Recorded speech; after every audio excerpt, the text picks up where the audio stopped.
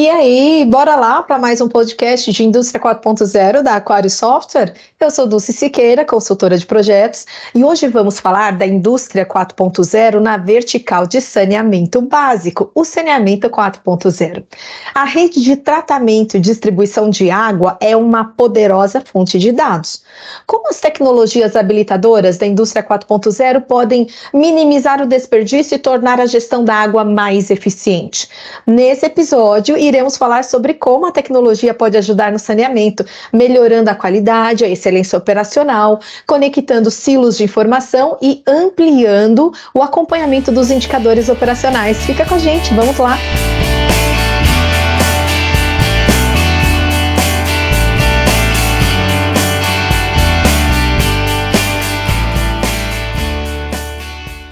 E para falarmos desse assunto, eu recebo Érico Ascensão, engenheiro de automação e elétrica na Sabesp. Seja bem-vindo, Érico. Obrigado pelo convite, Dulce. Um prazer aqui ter esse espaço para a gente trocar um pouco de ideias sobre novas tecnologias no saneamento também. Muito obrigada. Érico, vamos aproveitar essa introdução aqui e contar um pouquinho para a nossa audiência sobre você. Se apresenta, conta um pouquinho da sua trajetória profissional, dos seus desafios atuais. Bom, eu sou graduado em Engenharia Mecatrônica, né, em 2010, e aí desde então eu trabalho na área de automação industrial, já fazem aí 12, quase 13 anos. Passei pelos setores petroquímico, de mineração, também fiz alguns projetos para Petrobras, para a área de cimento, para a Marinha do Brasil também, sempre trabalhando em área assim, de projeto, manutenção. E desde 2016, né, então já fez 7 anos, eu trabalho na Sabesp, né, que é uma maior empresa de saneamento aqui do Brasil, empresa estatal aqui que atende o estado de São Paulo, 375 municípios no estado de São Paulo. E aí continuo trabalhando nessa área de automação e elétrica também aqui na Sabesp, tocando alguns projetos aí na área. Show, acho que temos bastante coisa para conversar sobre esse tema, então, saneamento 4.0. Érico, vamos começar falando um pouquinho sobre esse contexto mais amplo, né? A gente sabe que a gente vive num país com muitos desafios, principalmente quando se pensa em água potável e tratamento de esgoto acessível para toda a população. Pensando no contexto Brasil, né, que tem diferentes geografias, densidade populacional. Você, com a tua experiência, você entende que alcançar essa, vamos chamar assim, essa dignidade de forma coletiva, passa por iniciativas de inovação, iniciativas 4.0? Conectado, assim, eu vejo que a gente está numa fase muito importante no Brasil, nesse ramo do saneamento, com o marco legal desde 2020, né? Isso tem proporcionado uma série de investimentos no setor, e não é diferente para a parte de tecnologia, de iniciativas aí de indústria 4.0 aplicadas ao saneamento. E o grande ponto assim, que essas tecnologias podem contribuir bastante é para que a gente utilize essas tecnologias para que a gente use os recursos nossos de forma mais eficiente. Tanto falando do recurso água, né? Ou seja, a gente trabalhar com essas tecnologias no sentido de reduzir as perdas de água na distribuição, quanto também o consumo de energia nas instalações utilizadas para distribuição de água, para tratamento de esgoto, né? E também o uso dessas tecnologias também proporciona uma alocação mais eficiente de recursos financeiros e também dos recursos humanos que são envolvidos aí em todas as atividades aí no ramo do saneamento. Então, acho que todas essas tecnologias são muito bem-vindas nesse contexto. Érico, então, falando dessas novas tecnologias, né, dessas tecnologias habilitadoras da indústria 4.0, na sua visão, qual dessas tecnologias, quais delas você acredita que tem maior aderência, que tem maior potencial para ser aplicada em maior escala no saneamento? Bom, acho que tem dois grandes conjuntos aí de tecnologias que têm um potencial muito grande, que já existem algumas discussões no setor.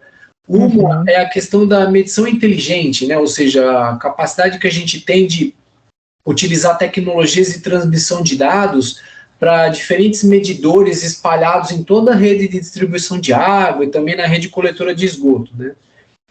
E como consequência disso, a gente prevê que cada vez mais, se a gente for avançando no sentido de ter a medição online, medição de pressão, vazão de água na rede de distribuição, medições de qualidade de água também na rede de distribuição, medições de parâmetros de qualidade do esgoto coletado, do esgoto tratado, conforme a gente for avançando com isso, a gente vai ter cada vez mais dados do ambiente. Então a gente precisa ter a capacidade de tratar desses dados e expectar toda a seara, todo conjunto de Big Data, né, como capacidade que a gente vai ter que ter de processar todos esses dados para extrair alguma inteligência, extrair alguma informação útil para a operação dos sistemas de água e esgoto. Então, acho que são os dois grandes motes aí. Começando com a medição inteligente, a gente precisa ter a instrumentação de campo, transmitindo, chegando os dados para que as outras aplicações que utilizem esses dados consigam funcionar aí de maneira satisfatória. Entendi. Falando um pouco disso, né, de medição inteligente, a gente também tem ouvido falar bastante aí no mercado desse conceito de água inteligente, né, smart water. Comenta um pouquinho para a gente do que seria esse conceito, qual é a sua visão sobre isso? Assim, eu, até como parte de alguns estudos que eu venho fazendo sobre essa área, eu enxergo que do termo indústria 4.0, que foi um termo clássico lá cunhado na Alemanha há alguns anos atrás, aí, começaram a surgir alguns, digamos, filhotes desses termos, né? Todos os filhotes, os Smart City, Smart Water, Smart Grid, Smart Transportation, e por aí vai, né? Todos eles, no final das contas, tentando pegar todos a origem de todos esses termos, boa parte deles vem de como eu utilizar tecnologias para tornar cada um desses subsistemas cada vez mais sustentável, né? Utilizar os recursos de forma mais eficiente a partir da aplicação dessas tecnologias. Até existe um artigo científico que eu li sobre cidades inteligentes, em que o artigo lá fala que debaixo do tema cidades inteligentes existem vários domínios de aplicação, que seriam o gerenciamento de água inteligente, o gerenciamento da rede elétrica, né, que é o Smart Grid, o gerenciamento de serviços públicos para os cidadãos, né, e assim por diante. Todos eles giram em torno de como eu tornar o funcionamento de uma cidade, no caso, da forma mais eficiente. E aí tem as várias vertentes, e uma delas é justamente o gerenciamento de água inteligente, né? Então a gente vê vários termos, todos eles giram em torno disso, né?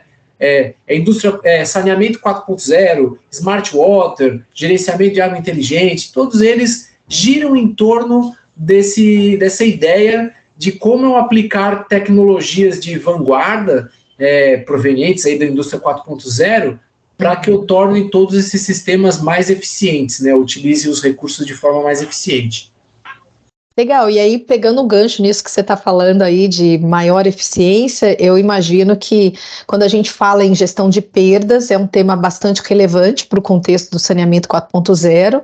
A gente está falando também de sustentabilidade, né, em gestão de perdas, e eu queria que você comentasse um pouquinho nesse viés de quando a gente pensa em medir e monitorar, como que o saneamento 4.0, né, nesse novo contexto, lida com isso, como que ele inova na gestão desses temas.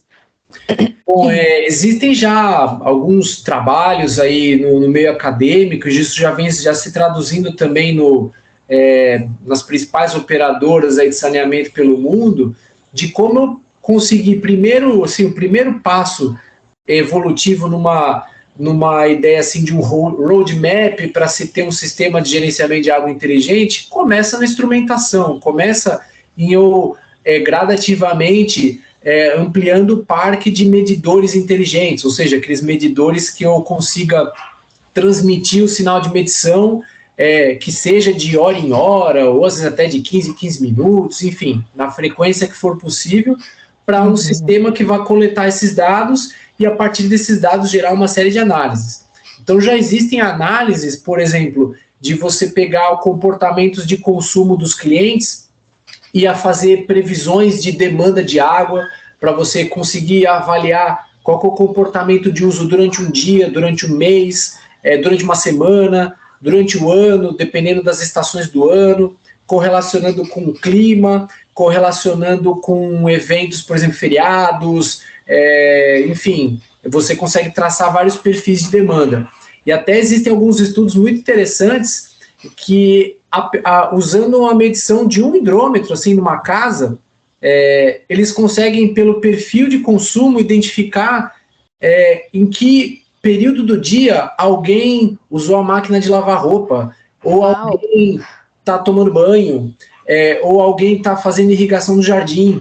Então, isso pode gerar uma série de possibilidades aí para você analisar comportamentos de consumo do cliente e gerar um comportamento, e você passar essas informações para o cliente para incentivá-lo a economizar os recursos hídricos, porque apesar de uma empresa de saneamento, entre aspas, vende água para o cliente, ao mesmo tempo ela tem que cuidar, use de forma racional para que não falte água para todo mundo. Né? Sim, perfeito. Não. Ó, essa conversa está até me dando mais sede, hein, Érico? Ô, Érico, eu queria voltar um pouquinho naquela questão da pandemia, sabe?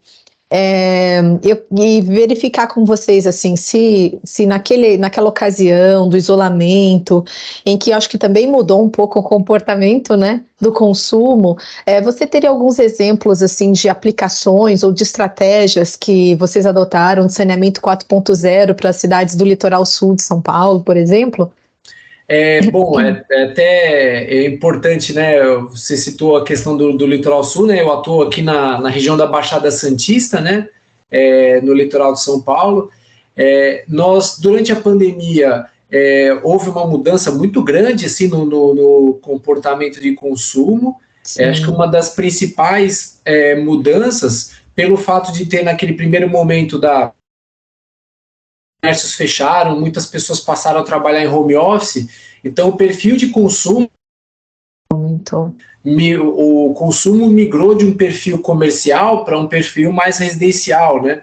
Então aí já se torna importante, assim, na medida em que a gente avança com a implementação de tecnologias para monitoramento do consumo online, a gente consegue ter um insight rápido desse tipo de mudança de comportamento de consumo, e isso impacta na forma como a gente opera os sistemas para poder garantir o abastecimento para todos os clientes, né?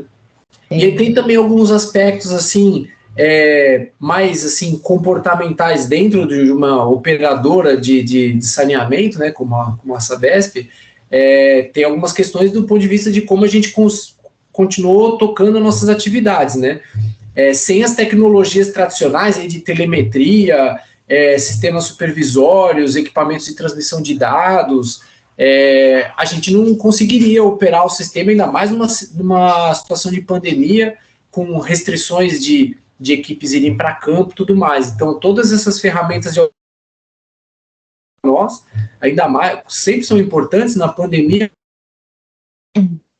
E ainda até tivemos uma experiência, justamente nesse período de pandemia, a gente tocou um projeto aí de migração de sistema supervisório aqui na Baixada Santista, e a gente teve que tocar esse projeto à distância, né? Então, o que a gente esperava fazer muitas atividades presenciais aqui na Baixada Santista, a gente conseguiu tocar muita coisa à distância, nos surpreendeu bastante a capacidade de nós mesmos nos adaptar e conseguir fazer muitas tarefas ali, aprendendo a mexer com Zoom, Teams e etc. E conseguimos entregar o projeto no final das contas. Então, acho que foi um aprendizado em várias vertentes aí esse período da pandemia. Bacana. E, Érico, falando nisso em uso de novas tecnologias, né? Como que você vê a aplicação da inteligência artificial no saneamento? Assim, qual espaço você vê para esse tipo de tecnologia?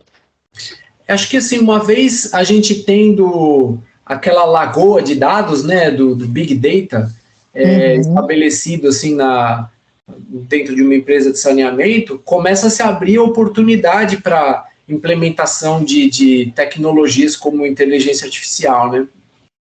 Como eu comentei em alguns artigos acadêmicos aí, até algumas implementações práticas, já existem aí aplicações de diferentes algoritmos de machine learning, né, que são algoritmos estatísticos, para poder interpretar com padrões de comportamento de consumo de água, por exemplo, para poder fazer previsões de disponibilidade hídrica, padrões de esvaziamento e enchimento de reservatórios, que é bastante importante para a gente acompanhar na operação do dia a dia.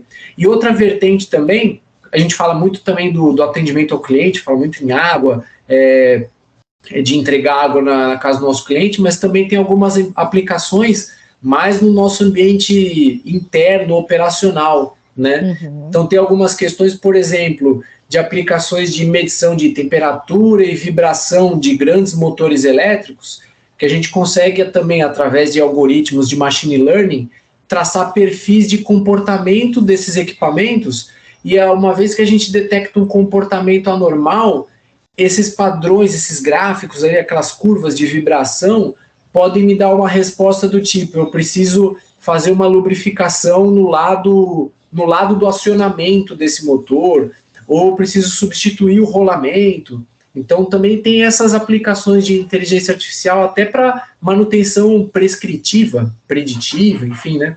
Sim. Então, assim, uma vez a gente tendo sensoriamento, a medição de variáveis em campo e trazendo esses dados para um sistema, para um historiador de dados, a gente começa a pirar assim, em cima dessas várias aplicações aí, inclusive a inteligência artificial tem um grande potencial nesse sentido.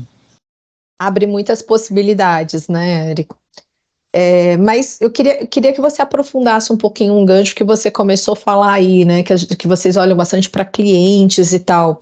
Pensando nesse processo de inovação, você enxerga que isso pode chegar para o cliente também? Como é que você vê, por exemplo, a disponibilização de novos recursos digitais para o cliente? Isso tem se fortalecido muito desde a pandemia, né, onde diferentes empresas, não só, aqui nem falando tanto no saneamento, mas diferentes empresas se depararam com a realidade de ter que atender o seu cliente de forma remota, não poder receber seu cliente presencialmente, né? Então, a pandemia acabou acelerando um processo de transformação digital nas organizações no geral, né? E no saneamento não foi diferente, isso acabou servindo como um motor para fomentar essas iniciativas, né? Então, hoje em dia, existem diferentes canais de atendimento que as empresas de saneamento oferecem para os seus clientes para facilitar o contato, para agilizar esse contato. E trazendo para esse nosso mundo de automação, né, existe for crescendo a implementação da medição de consumo dos clientes de forma possibilidades do tipo, o cliente abrir um aplicativo e ao invés dele esperar todo final de mês receber a conta de água e se deparar com uma surpresa de uma conta de água alta, porque eventualmente tem um vazamento na sua casa, ele pode acompanhar de forma quase online qual que é o consumo na casa dele. Até a gente estava comentando ali sobre aquelas questões de padrão de consumo, tem alguns trabalhos que pegam lá a curva de consumo de um cliente, identificam eventos padrão, né, que eu comentei lá, tipo, tá lavando louça na máquina de lavar louça, ou tá tomando um banho muito longo. No limite, isso pode servir como um alerta para o cliente lá no aplicativo, tipo, olha, dicas para economizar água. Você tá gastando muito tempo tomando banho, você pode... preste atenção, quando você for tomar banho, você pode tomar banhos mais curtos para economizar água, ou também pode alertar lá que às 2 da manhã está tendo uma vazão constante na sua casa. Isso provavelmente indica um vazamento na tubulação interna da sua casa. Então, procure pesquisar para fazer o reparo do vazamento. Então, tudo isso abre uma grande possibilidade de as concessionárias de saneamento se aproximarem de seus clientes, fornecer mais dados e atender os seus clientes da melhor forma. Então, tem muita possibilidade aí com o fomento a todas essas tecnologias, né? Bacana, eu acho que isso é o espírito, né, de quando a gente fala do saneamento 4.0, de oferecer essa experiência aprimorada, né, pensar nessa relação com o cliente, muito legal. Érico, e como que você enxerga a questão das políticas públicas para acelerar o saneamento 4.0? A gente está bem posicionado nisso? Falta alguma coisa? Como que você vê isso? Eu costumo comparar muito, nesse sentido, o saneamento 4.0 com o conceito análogo no setor elétrico, que é o de smart grids, né? Existem até atualmente normas da IEC, né, que é International Electrical Commission, alguma coisa assim, né, de padronizar um roadmap, né, uma rota tecnológica para se implementar um smart grid no setor elétrico. E esse conceito não está ainda muito maduro dentro do setor de saneamento. Então, temos uma oportunidade aqui de desenvolver, tirar, de certa forma, esse atraso em relação ao setor elétrico, assim, se a gente for comparar um com o outro. E outra questão, assim, para a gente superar é a questão do custo dessas tecnologias, né? Acho que com o advento aí do 5G, que tá chegando aí no Brasil, há uma tendência dessas tecnologias cada vez se tornarem mais baratas e a gente contornar a questão que como é que a gente vai lidar com esse custo? Se a gente repassa esse custo para o cliente, isso é um fardo muito pesado para o cliente. Então, teria que absorver esse custo. Se a gente absorve esse custo, a gente tem condições de implementar essas tecnologias de forma ampla ou só implementar essas tecnologias de uma forma mais segmentada, priorizando os maiores clientes. Okay. Então, às vezes, políticas públicas de fomento à indústria nacional, coisas do gênero, pode ajudar muito para que essas tecnologias barateiem e se tornem mais difundidas para toda a população. Então, quer dizer que você acha que o 5G ele pode acelerar, impulsionar aí as iniciativas no saneamento 4.0? Pode, eu acredito que tem uma importância bastante significativa, sobre dois vieses, né? O primeiro, do próprio 5G em si, como uma tecnologia de proporcionar transmissão de dados em velocidades maiores, né? No primeiro momento, pode ser que essas tecnologias ainda tenham um custo muito alto, mas uma vez ela aparecendo, ela pode gerar uma competição com as tecnologias existentes hoje, tipo transmissão de dados via LoRaWAN, via Zigbee e outros tipos de protocolo.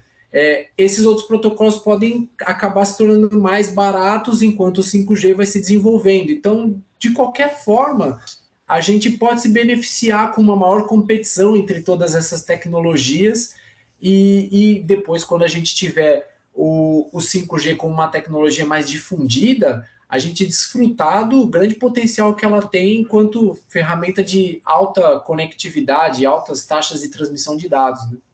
Sim. Ô, Érico, e quanto ao uso de drones, assim, você acha que a gente está no caminho para implantar operações remotas, inspeções de esgoto, manutenções às distâncias, assim, que consiga poupar as equipes técnicas, né, o ser humano de ir, de repente, em situações de campo de maior risco? Como que a gente está nessa área? O uso de drones também já faz parte aí das aplicações nesse sentido, né?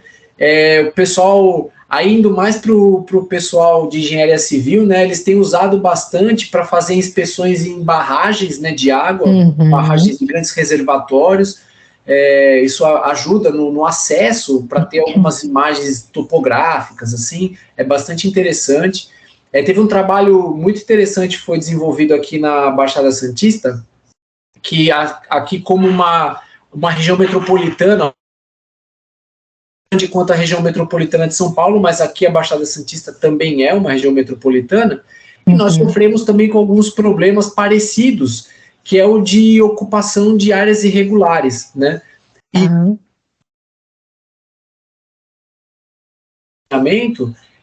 por representar muitas vezes grandes focos de perdas na rede de distribuição, né? Tem questões aí de a empresa de saneamento não poder entrar oficialmente com com abastecimento para esses clientes, uma vez que esses clientes não tenham suas áreas ali regularizadas pelas prefeituras. Então foi feito um trabalho muito legal usando drones, sobrevoando várias áreas da Baixada Santista para mapear através de imagens aonde são esses núcleos de ocupações irregulares existentes atualmente, para que a empresa tenha condições de saber como atuar, saber dialogar com o poder público, as melhores estratégias para poder regularizar essas áreas, ter uma melhor noção de onde está sendo abastecido ainda de forma irregular, o que acaba se traduzindo numa perda no final das contas. Então é um ótimo exemplo aí de utilização de drones, né? E também tem a utilização não de drones, mas de robôs, né, para fazer inspeções de limpeza em rede de esgoto. Já temos alguns trabalhos nesse sentido também no setor de saneamento. Então é uma tecnologia que já vem sendo utilizada, assim, já é uma realidade, assim, digamos. Bacana, muito bom, muito bom. Bom, eu acho que isso, além de remeter a gente para a questão das competências, né, da capacitação do ser humano para esse novo contexto do mundo digital, né, eu acho que tem uma tônica, sempre que a gente fala de saneamento, que é a preocupação com o próprio consumo e com a preservação desse recurso natural que é a água, né? A falta da água, ela pode ter consequências terríveis para toda a vida no planeta, e não é à toa que a gente vê tanto filme, né, apocalíptico, falando da falta de água nas cidades, né, sempre em torno desse tema da seca, né? E aí eu queria que você deixasse aqui a sua mensagem de conclusão dessa nossa conversa, porque eu acho que teria muito papo aqui, a gente pode pensar depois um episódio 2 sobre saneamento 4.0 para a gente continuar falando um pouco mais, mas por que é tão importante a gente pensar nesses projetos dos smarts, como você falou, né, de uma smart city, mas começando por smart water, né? Então, é justamente nesse sentido, né, uma cidade inteligente, ela é composta por vários elementos ali, né? E o Smart Water, né, o gerenciamento de água inteligente, é uma dessas vertentes, uma das mais importantes, né? Porque isso está atrelado à saúde pública das pessoas que moram nessa cidade, né? Pegando toda a cadeia de valor ali, desde a captação da água bruta, tratamento de água, distribuição e depois a coleta e o tratamento de esgoto, né? Então é muito importante a gente refletir como a gente pode aproveitar todas as tecnologias que a gente tem disponíveis hoje para que a gente use esses recursos, os recursos naturais, a água propriamente dita, né, mais especificamente, de uma forma o mais eficiente possível, né? Às vezes a gente aqui no Brasil, como a gente tem recursos hídricos abundantes comparados a outros países, às vezes a gente, de certa forma, é um pouco mal acostumado nesse sentido, né? A gente nunca pode perder esse viés de conservação dos recursos hídricos, porque a tendência, se a gente não se policiar nesse sentido, é cada vez a gente usar esses recursos sem preocupação e a gente poder ter uma falta desses recursos ali na frente. É sempre interessante. Eu participei de um congresso da Associação Brasileira de Engenharia Sanitária no mês passado, e a gente teve a oportunidade de assistir uma palestra de um representante do governo da Jordânia falando sobre dessalinização de água. Então, é muito educativo para nós ver o esforço que um país como a Jordânia, que é um país de uma região desértica, que praticamente não tem fontes de água bruta, a não ser a água do mar, e ver o esforço que eles têm que fazer em termos de projeto de engenharia, de gasto de energia, de recurso financeiro, para poder viabilizar um projeto para pegar a água do mar, tirar o sal da água do mar para poder consumir, né?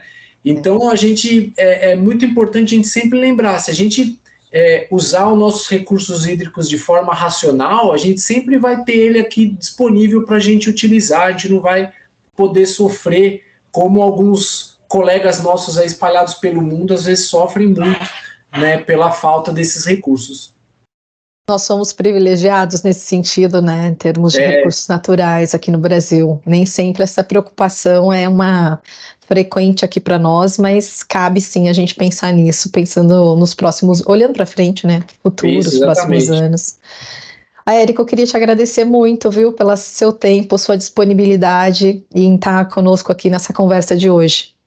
Obrigado e mais uma vez pelo convite, Dulce. Acho que é um prazer aqui a gente ter uns minutos aqui para conversar um pouco sobre esse tema. Tem muita coisa legal para discutir sobre o assunto. Acho que a gente consegue contribuir também um pouco, não só do ponto de vista tecnológico, mas do ponto de vista de um todo.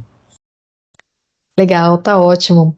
E você, nosso ouvinte, que chegou até aqui, é porque também curte, é ligado em transformação industrial, jornada digital, inovação, e não pode perder esse podcast que falamos aqui sobre os principais assuntos ligados à indústria 4.0.